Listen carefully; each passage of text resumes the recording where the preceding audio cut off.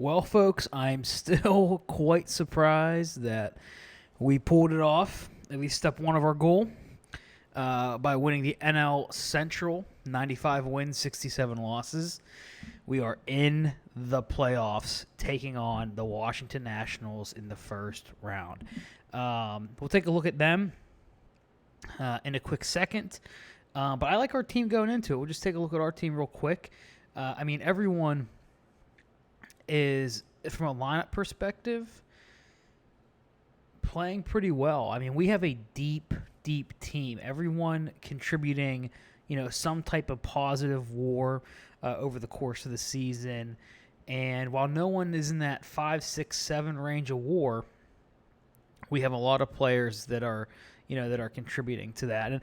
And Brian Hayes entering on a cold streak, that's unfortunate, but his play in the field has been incredible this year. Chris Taylor having an awesome 855 OPS season.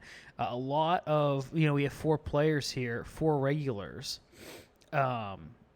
with OPSs in the 800s, which is a pretty deep lineup. And if you look, our lineup really goes, 1 through 7, 1 through 8. Deep in terms of above average hitters. So we've done really good in terms of putting the ball in play. Also have done a great job in pitching. I mean, we are entering the playoffs with our pitchers on a hot streak, which is great because good pitching beats good hitting. And if we go back to the main team page here, we're pretty balanced. Pitching a little bit better than hitting. But both are pretty adequate. Now, when we go to look at our foes, I guess the Nationals, their hitting is unbelievable. We have a couple things going in our favor, which I'm excited about. First, you look at the injuries. Steven Strasburg out 3 to 4 months. Unfortunate, but it helps us right now. Juan Soto out 3 months. Tyler Clippard out 2 weeks. Ramon Laureano, day to day. But we have the benefit of some of their best players being out. Now, if you look at them, they're hitting incredible. It's better than our hitting. Everything is like first and second in the NL. Their pitching, however, is a different story. Now, they have some good players, at least from a name recognition standpoint, in their bullpen. But if you look at their starters, they're going to work with a 4-person rotation. They have Trevor Bauer. And then, in my opinion, you have a steep drop. And then you have Sonny Gray. And then you have a further steep drop. And then you have Tim Cate and Jimmy Nelson. So the thing that excites me about this is I don't know if they have the horses in order to compete or to win a series. We go really 4 deep, depending on how you feel about Keller in our rotation. We go 4 or 5 deep of above average quality starters. So I think we'll have a shot here. I mean, shortening the series does help them a little bit.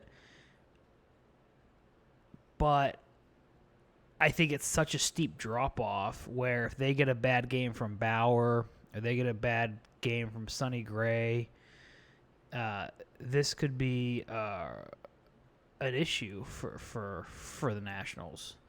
So I'm interested to see how we match up, see if our pitching is good enough to defeat their hitting. The old adage says it will be, but we have no idea. And our hitting is not that much worse than theirs. Their pitching is much worse than our pitching.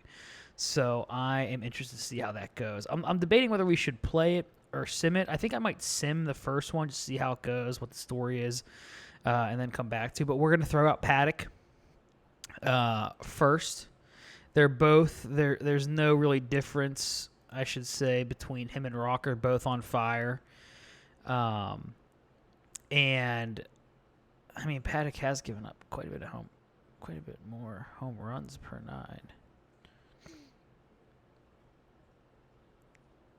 9.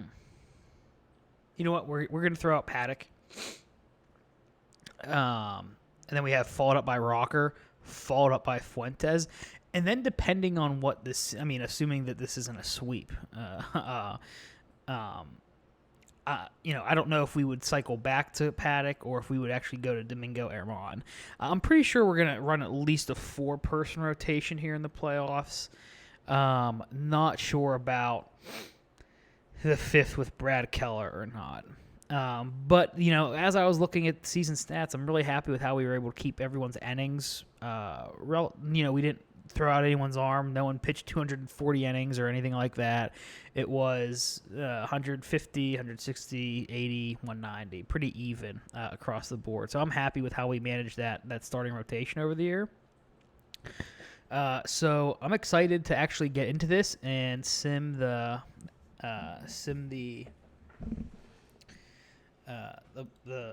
game.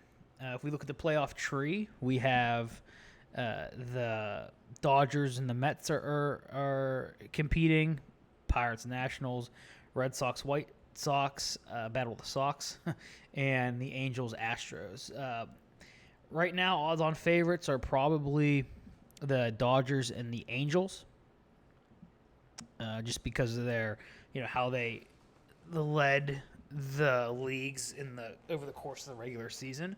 But when you get the smaller sample size, things can change. The only thing we have to worry about right now is Trevor Bauer and the Washington Nationals. So I'm going to go to the schedule here, and we're going to sim the first game of the series. And fingers crossed, people. First game in the playoffs, out of the park baseball 22 with the Pittsburgh Pirates against the Washington Nationals. It's Chris Paddock going for the Buccos versus Trevor Bauer for the Nationals. Fingers crossed, simmed, and come on. The suspense is killing me. Come on. Oh, man, I'm excited. Yes, a 3-1 win. Let's go. Let's see what happened here.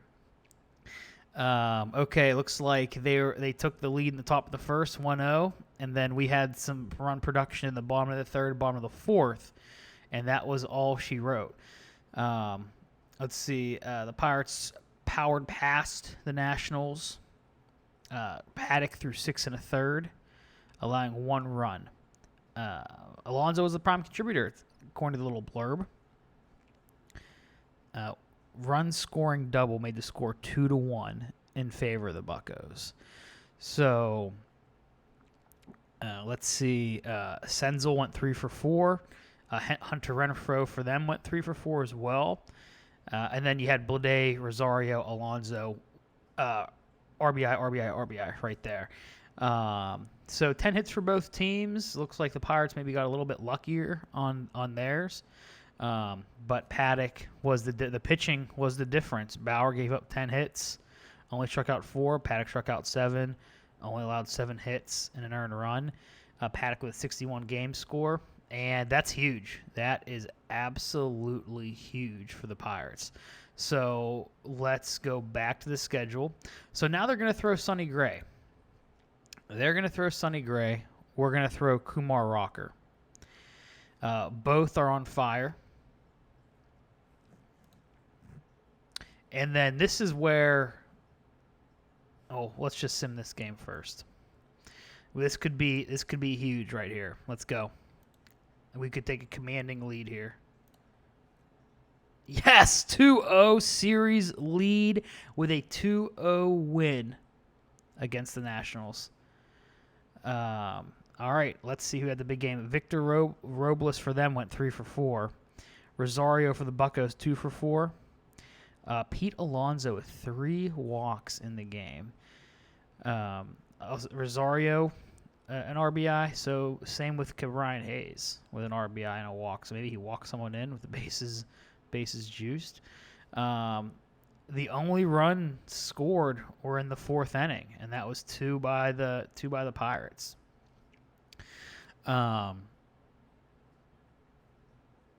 Chris Taylor hit a double, click a run scoring double there. Rocker went 7 innings, 11 11 strikeouts, no walks, no earned runs, 3 hits. That is fucking dominating in the postseason. Can you believe actually seeing that for the Pirates in a real postseason game? Oh my God, he'd be a legend here. He'd have a statue out there next to Honus. I just had to take a sip of my water. Rocker, 82 game score. I think that's the second highest we've seen in our simulations. I think 83 was the highest by Paddock at a game earlier. So now here is where our advantage comes full circle. When we got 2 wins against their 2 toughest pitchers. And I'm interested to see if they don't maybe go back to Bauer on short rest, or if they go with Tim Cape. But we have Steven Fuentes, who's coming up, and he's on fire just as well. He's had a great season too. So we're gonna see if we can just get the series sweep, which would be great. Give everyone a little bit more time to rest up for the next series. Let's see what's going else. Let's see what else is going on here around the MLB and the playoff tree. Dodgers are up 2-0 on the Mets. That's not all that surprising. Angels up 2-0 on the Astros. Not all that surprising. Red Sox up 2-0 on the White Sox. Not sure if that's surprising or not. But so let's see if we can get a 3-0 series sweep, which would be awesome. Fuentes on the mound against, I believe it's Tim Cate, I believe is the name. All right, series sweep 3-0. Come on. Yes, a 5-2 victory. How sweep it is, my friends. The nice little achievement there. A 5-2 win. Let's see. We jumped out on them fast. 3-0 the first inning. Added insurance in the 7th, and then another insurance in the 9th when they battled back a little bit. Top of the first, Blade said, "This is what we're gonna do," and he hit a 3-run home run in the first inning. Let's see. Steve Fuentes hit a double. Talk about helping yourself there, baby. That'll do it.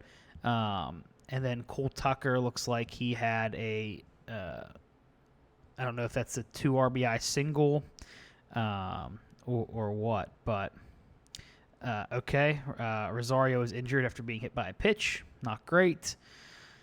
Let's see how that goes for our next series. But Fuentes went 7 strong, 4 Ks, 3 walks, 2 hits, no earned runs. Just dominant against our starting pitching. Dominant. Rosario day-to-day 1 week. Okay, that's not the worst, but now we have to hope in order for everyone to get healthy again. We want, yes, I was going to say we want the Mets to prolong this series as long as they can. So we'll finish today. Okay, designated for assignment. All right, AAA. All right, now this, I just saw, this is huge right here, what I just witnessed.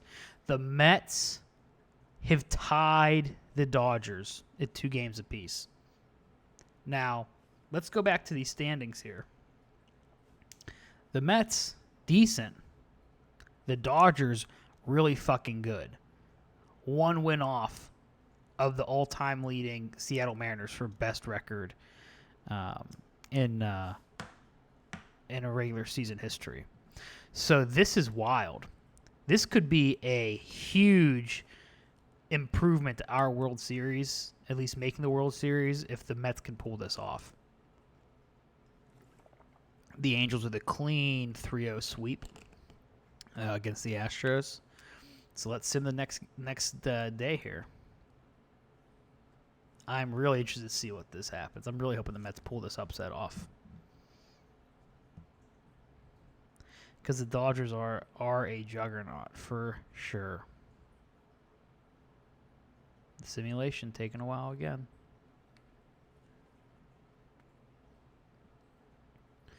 All right, nothing happened that day. Let's check real quick just to see how. Okay, it's still day-to-day 1 week. I don't like that at all. Need you to start improving here, Rosario.